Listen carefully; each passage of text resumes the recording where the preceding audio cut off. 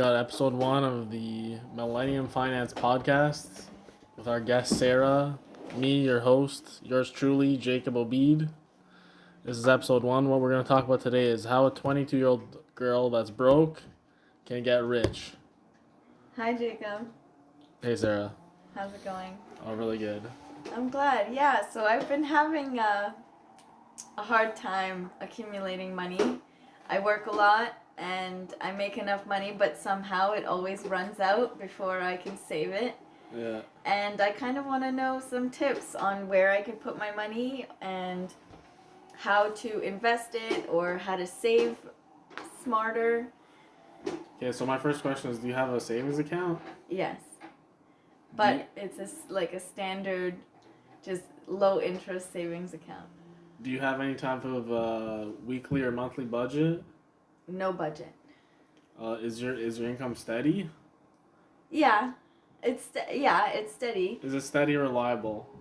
It's steady, not reliable. Okay. Because I would say that's the first step, is to have a reliable income. It doesn't have to be huge, Yes. but it has to be reliable so you can start to invest it and save it. Absolutely. Over time. Okay, so how much do I need to start really making an impact on my bank account, and start saving more than I need? So say I make $1,000 a week, and I don't think that's enough to get me out of my current job and be able to do all the things that I want, because I feel like my expenses are higher than my income. So you make $1,000 a week? Okay. Okay, so what's your goal income? What do you think you need? I want to make $10,000 a month. Okay, so $10K a month, so $120K a year gross. It's not impossible, but that is difficult. Yes. Because most people, the average income in Canada is less than $50,000 a year. Mm-hmm. So you're making well more than double the average person in Canada. So you have to do some type of exceptional service or have some type of exceptional skill to make twice what the average person is going to make. Yes. And you have to keep that in mind when you're looking for your career choice. Mm-hmm. You have to do something that's at least a little bit special. Yes. Or work a lot of hours. A lot of hours. I think I'm working a lot of hours. But I don't think most people don't want to work a lot of hours. I don't want to work a lot of hours. Exactly. So you have to think about a skill that's going to give you the opportunity to be a high earner. That's step one. Because if you're not a high earner, or if you're not at least a decent earner, it's going to be very difficult for you to build up your wealth over time. Mm-hmm. Even if you make $50K a year, $40,000, whatever, you can still save your money. Okay, it's how more do you difficult. save with about $50K a year? Okay, so let's say you make $50,000 a year in Canada. Mm-hmm. Depending on what city you live in, it's okay. In a big city, it's probably not enough. But if you live in a small town, 50,000 is probably pretty good. What should I keep my expenses at if I'm making, what's $50K a year divided by each month? Well, to me, if you wanna, you should always at least save 20% of your income. You should always have the 20% of leeway between. Is that after expenses or before expenses? After everything. Okay. You calculate all your expenses, your occasional recreational expenses like going out to eat, whatever, food. Mm-hmm. And then after that, 20% is what you should have left over. That's how you should make your budget. So 20% of net profit, basically? Yeah, should be to your savings. That's how you should try and budget yourself.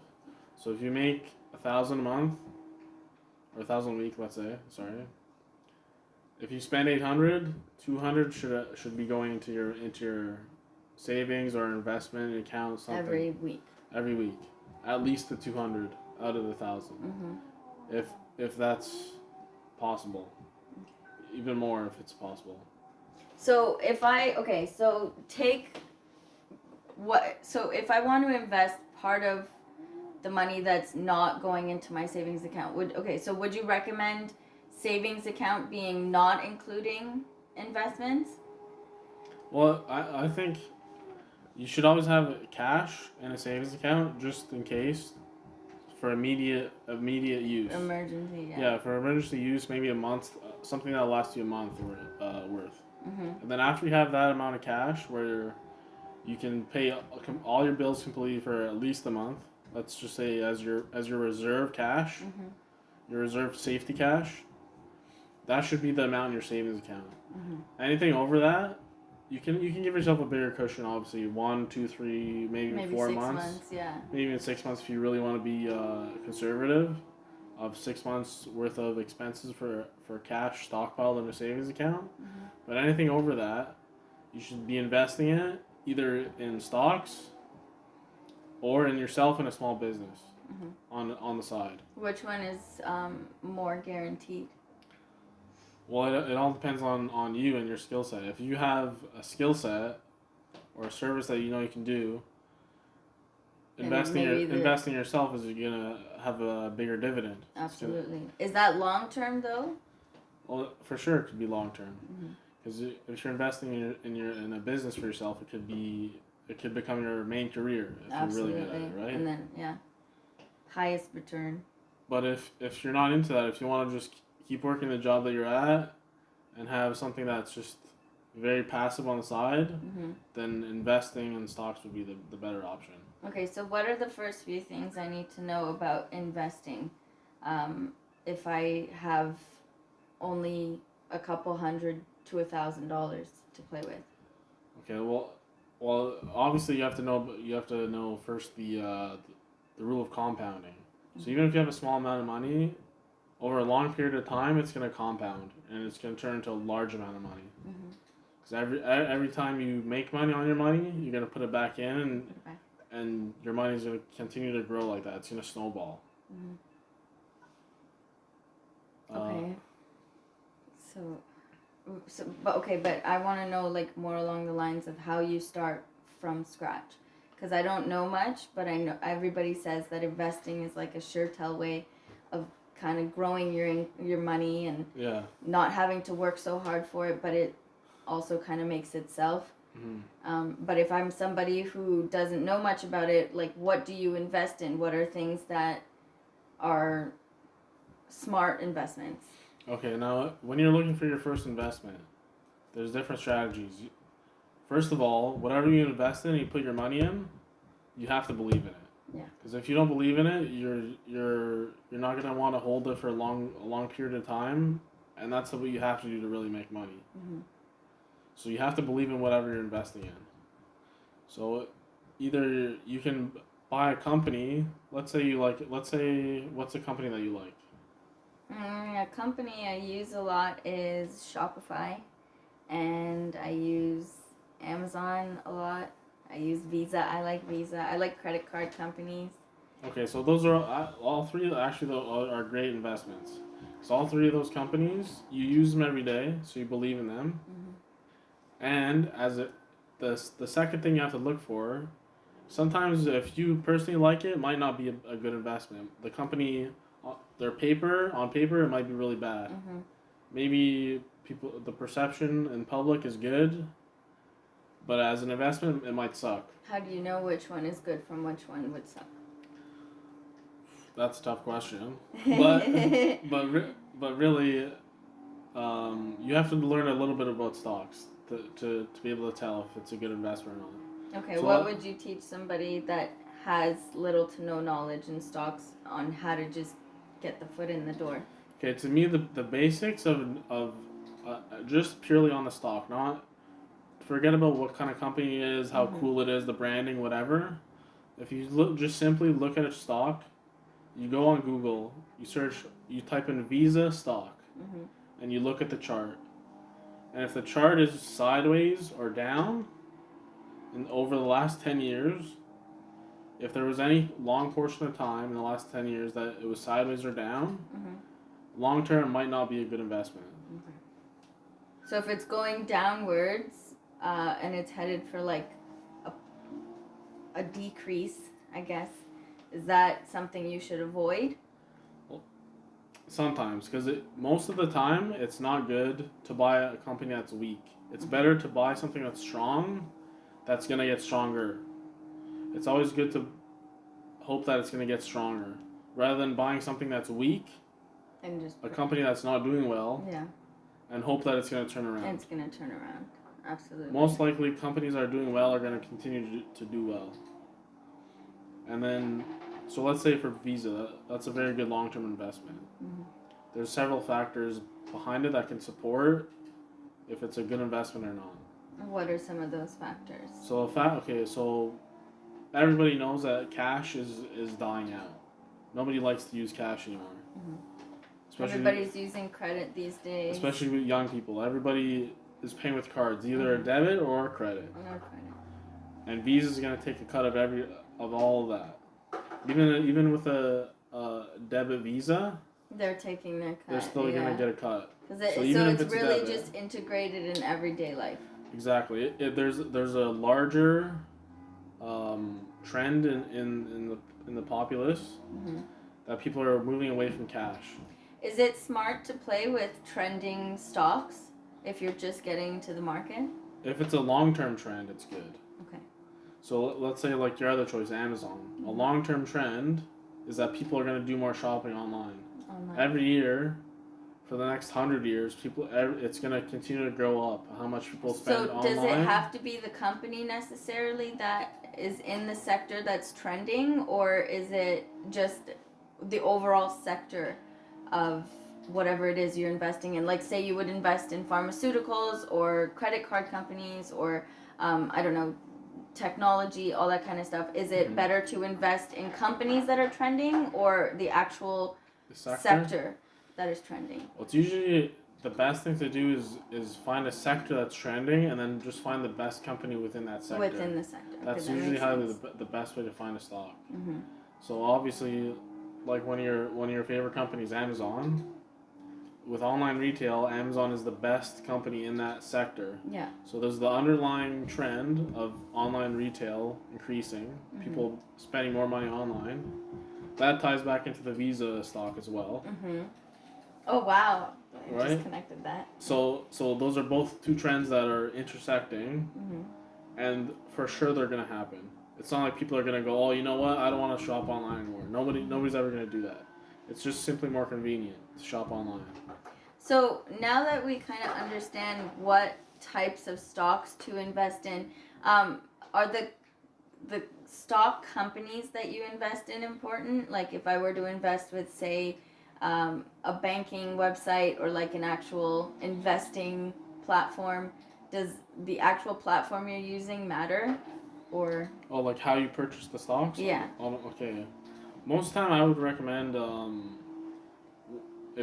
whoever you have your personal banking with, most banks offer some type of investing or trading platform along with your regular checking and savings account. Yeah. And that'll be the most convenient for you. And it's the safest too, especially if you're with a big bank like, let's say, J.P. Morgan or TD or whoever. Most of them offer stock purchasing options with your bank account. Yeah, okay. along with your checking account. And most of the time you can just open that by going to your home bank branch, and just ask them about what their investing account options are. Alright. So in Canada, the best thing to do, TD has the best trading platform for any of the regular banks, any of the big banks. Okay. So let's say you want to start a trading account in Canada to invest, what you would do is you go, let's say you already have a TD regular checking account, you go into the branch and you ask them, oh, I want to open a TFSA trading account.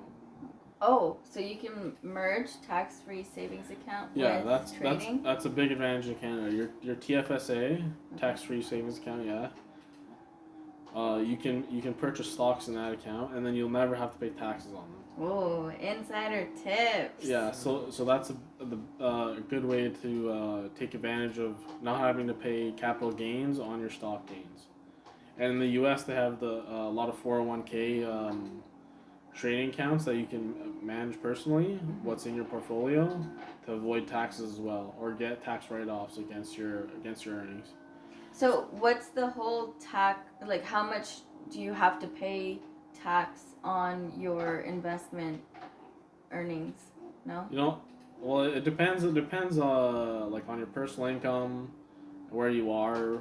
All the brackets are all different, but they're usually pretty high. It's usually like 30, 40, 50% on capital gains. Oh my god. So it's a that could be if you make 10% in the year, and then you have to pay 40% tax on that. That's a huge chunk Of your profit taken out.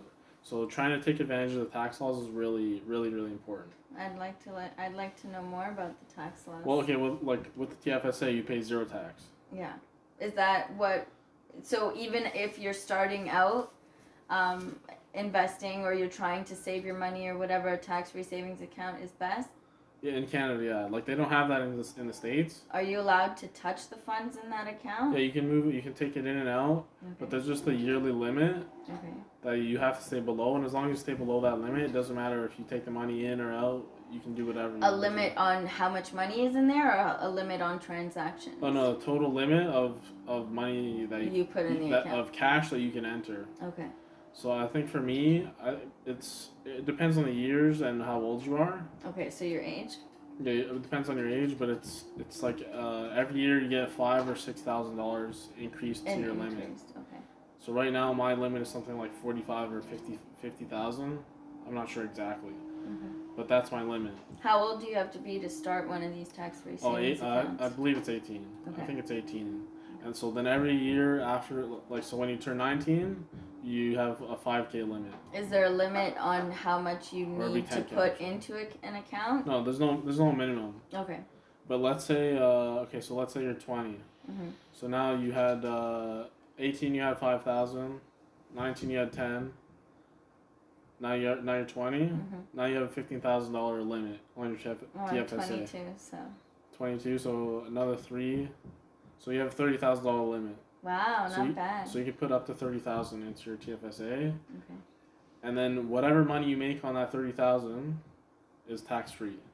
So you can so whatever I invest and make in profits on the savings account that's in the TFSA, I don't have to pay taxes. You don't pay taxes, and if you grow your total, like let's say your stocks double in your portfolio, and you put in the full 30,000, and now you have 60,000. Now your new limit is 60,000. Wow. So if you do well on your TFSA, it rewards you. It rewards you for growing your putting the max. Wow, that's amazing. It rewards you for maxing it and growing it. I had no idea. Yeah, it's a really powerful tool for long-term investing. And not having to pay on money that you want to put in savings as well as money that you make from investing those savings. Yeah, exactly. Yeah. Okay. I'm kind of curious now, just a few other basic tips you have for kind of either budgeting or saving your money or investing it to make more money. What are some tips that you would give me or just anybody out there who's broke right now and wants to make money but also compound their money and build a better relationship to their finances, so you're not always like spending the money you have or don't have? Yeah. Okay. So one of the biggest stresses in life is obviously money for people. That's why everybody like wants to win the lottery. Everybody wants to be richly, right? So money can buy your happiness because it stresses people out so much. Yeah. But just like any other stressful thing in life, the best thing you can do is just attack the stress. You have to figure out how to deal with it, how to solve the problems. Because most anxiety and stress just comes from a problem that you can't solve. Yeah. So what you have to really do is just figure out a way to solve the problem. And if your problem is you're budgeting and you're broke or whatever in cash, you don't have enough cash, then that's the problem that you have to address it. And that'll just by addressing the one problem. Yeah, just that alone will take some stress off it, because now you know you have a plan. You have a way out. You have a way out. So I know this isn't really the money aspect of it or even the strategic involvement with growing your money, but is there anything that I need to know in terms of mindset about money? How much is your mindset influencing your income? It's like anything else, right? Like your mindset is the basis for everything in life. If you want to be a winner, you're gonna eventually, if you have the mindset of a winner, eventually gonna win Okay. with anything. So don't get down on myself if I'm not where I want to No, be. you have to believe that becoming wealthy, it takes a very long time. It's never something that happens overnight, unless you win the lottery. Even people that win the lottery, they bought 500 tickets before they win. Mm-hmm. People that win the lottery, they play all the time. And then most of them lose that money because they don't know how to Yeah, handle it. most of them go broke anyways. Yeah. But just like anything, it takes a long time to be good at something. Mm-hmm. You gotta think of being wealthy like a skill, and Yeah. you're gonna continue to build it up. Yeah, I think And you I'm want- at and you like want- level 1 of money. Yeah, it's okay. At least you know you're at level 1, so now you know. Okay, I have to become level 2 Mm-hmm. with finance, Absolutely. and that's what I want this channel to help people with. Absolutely. Thank you so much, Jacob. These were very valuable tips. Thank you. This was a great first podcast All right. for Millennium Finance. Thank you. All right, see ya. See ya.